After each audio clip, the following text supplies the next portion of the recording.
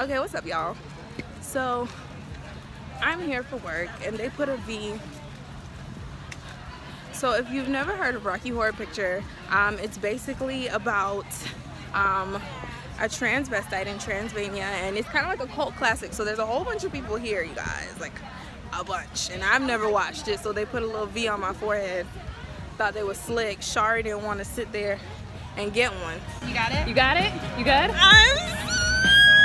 There you go. You just been Yeah. See, it wasn't that painful. Yeah. She didn't either. Hey, wait, you haven't seen it? She hasn't either. Bring her back. No. Hey, good job, Audie. You took one for the team, huh? You are whack. They're trying to put I hate you. Y'all, they literally just put makeup. They ruined my whole face. Black girl with braids. No, she is. There's no. three of us here, and the other one is like No. to your hand if you don't want. Oh yeah, no, sure. No, she wants it on her forehead. Yeah, no, that's I'll be so great. respectful. Thank you. I appreciate it so much. Yeah. I am so disappointed. How's this look on my hand?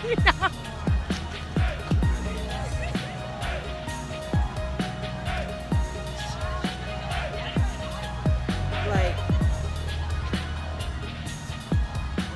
but yeah, I'm just walking around before the show starts. It's about 6:37. It starts at 7.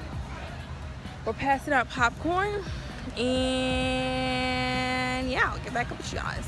Oh my God, we just missed it. Thanks to you, Audie, wanting me to shoot your credit.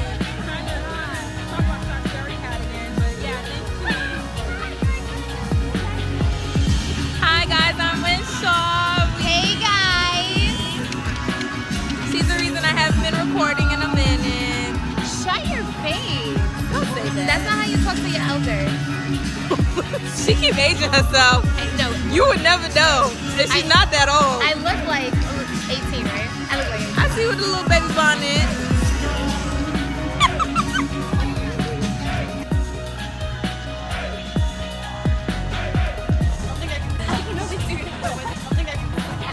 Me too, me too. All right, we're gonna... Hi, Nick.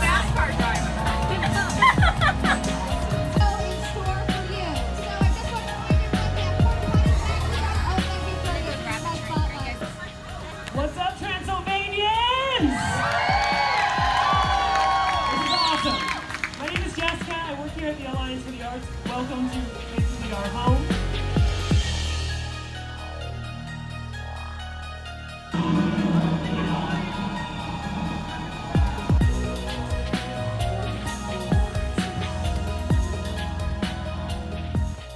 All right, y'all. I feel so silly with this stupid V on my head, but I'm done. It was alright, you know. It wasn't my cup of tea. It wasn't my cup of tea. But you kind of have to watch the movie before you go see the movie live. And I actually stayed through the whole thing just because I feel like now I'm trying to kind of like immerse myself in things that are different, you know, contrary to what I see and feel. And I thought, you know, it was interesting, you know. Will I probably go out of my way to go to another one? Probably not. Probably not. But, you know, I tried something. So, yeah. I think that's it. Tomorrow I'm probably going to end up going to church, chilling. I'm trying to decide if it's possible for me to do a get unready with me or whatever. I'm not so sure. But yeah. Oh, honey.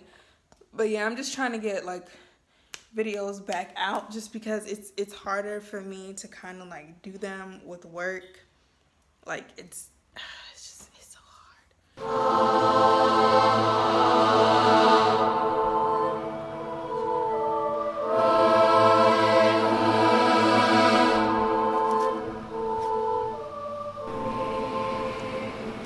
What's up, guys?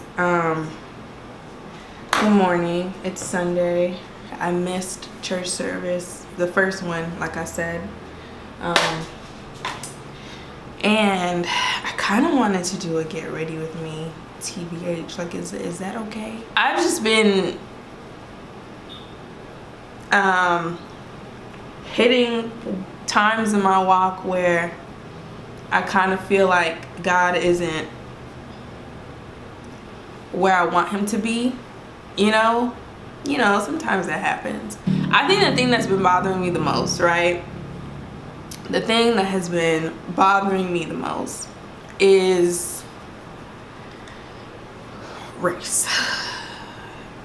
Race has been bothering me a lot lately. I grew up very sheltered, which I'm grateful for. But when I finally came to the real world, or when I finally came to a part of Florida that was very, very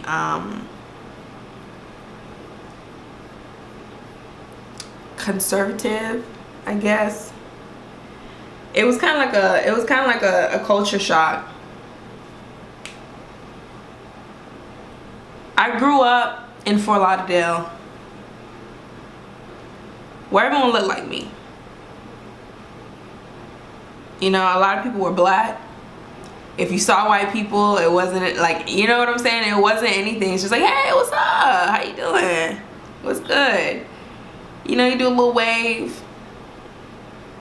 or whatever. And when I went to college, you know, I still felt the same way. I was like, yeah, you know, I haven't really seen racism as much. But when I graduated and I moved to Fort Myers, I don't know. It, like, my whole body language. Okay, I need this brow to be threaded. Like, this is gonna be quick, and I just keep tripping. Like, because I use Facebook primarily a lot, like for work, I can't help but see all the videos about 45.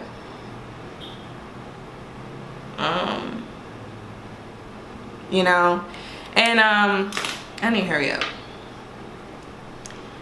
And so, coming from a place where everyone looks like you, and then going to a place where, you know, no one really looks like you, because I went to USF. USF is a PWI, you know, it's a predominantly white school. And everyone's still nice, at least for what I could see. Because, you know, I didn't really go out. I just went home and stuff. When you get into the real world and you start seeing people be not so nice, and you start seeing people be racist, or I feel like even worse, you start seeing people that you know support racism. You don't know how to feel. Like, I don't know how to feel. And I feel like that's just one of, you know, a couple of things in my mind that has been, like, depressing me. Like, making me actually making me sad. Actually making me sad. You cross the street and you don't know if the white lady, you know, you're moving over for is calling you a nigger in the back of her head. Like, you know what I'm saying? You don't know. You don't know. And Fort Myers is very conservative. There's a lot of Trump supporters, you know, and Fort Myers is heavily also black and Latino. And I promise you, y'all, every time we do a piece about migrant workers, every time we do a piece about immigration, you got somebody saying, send them back. send them back. And I feel like part of it might be because I never really watched the news in college. I didn't care for it. I didn't stay up with it. So it never bothered me because I was really ignorant. I didn't know nothing was happening. And race and grace has really been like bothering me. Like when I say it's becoming like a problem, like it's really been bothering me. So I've been trying to navigate how to feel with that. I don't know how to feel, if I could just be honest, because I don't want to be salty and I don't want to be angry, too angry. I don't want to be too upset. I don't want to be too pissed off to where I hate everybody, hate everybody white. That's not fair. That's not, everyone white isn't racist. Every cop isn't racist. Every cop isn't trigger happy. But it's hard. It's hard when, race and the importance of Black lives and the importance of immigrants and the importance of, minorities is often overlooked. And I think lately it's been frustrating me, especially when people of privilege, people who are white, kind of just be like, well, it's over, it's done with, race slavery is over, stop talking about it. And it's like, okay, the physical manifestation of slavery and whips and nooses aren't, what you see all the time, but there's 100% a systematic oppression of color. Black being a huge amount of it. So it's like people won't say it vocally, like, oh my gosh, I think immigrants need to go back. I believe in the teachings of neo-Nazis. But they'll share the post. They'll like the post. Honey. And it's kind of just like, where do you as a Christian kind of just like draw the line? It's hard. It's really hard forgiving someone, that's kind of just like attacking something you can't control, like skin, or saying that they don't see skin. Baby, I need you to see my blackness. Don't pretend it don't exist, honey. It does. It's right here in full effect. All right, y'all. So I have a couple more minutes before church. I have like 20-30 minutes. Not a couple more minutes. 20-30 minutes before church. And yeah, I think people have literally been like, where are you? You were so consistent. And I was consistent, and I felt like I kind of just like burnt out, if I'm just gonna be honest. I wasn't producing the type of content that I wanted to. Some other things that I can't really say on camera. But it's been hard, and I just want people to understand that like Christian life is hard. It's hard. And I've been forcing myself to just ask a lot of the questions that I would kind of just like take at face value. If for example, like I was saying, like racial injustice, do you speak out about it? Obviously you say something, but like I guess my real question is, Lord, how do you forgive somebody that doesn't like you for no apparent reason, other than the fact that you're Black? That hurts. And I would encourage white allies to speak up. If you see somebody who's Black or Latino, Asian, who is being prejudiced against, who is being discriminated against, speak up. listen to you more than they listen to anybody, like anybody else of color. I promise you. Like, they listen to you more than anyone else. And it's hard.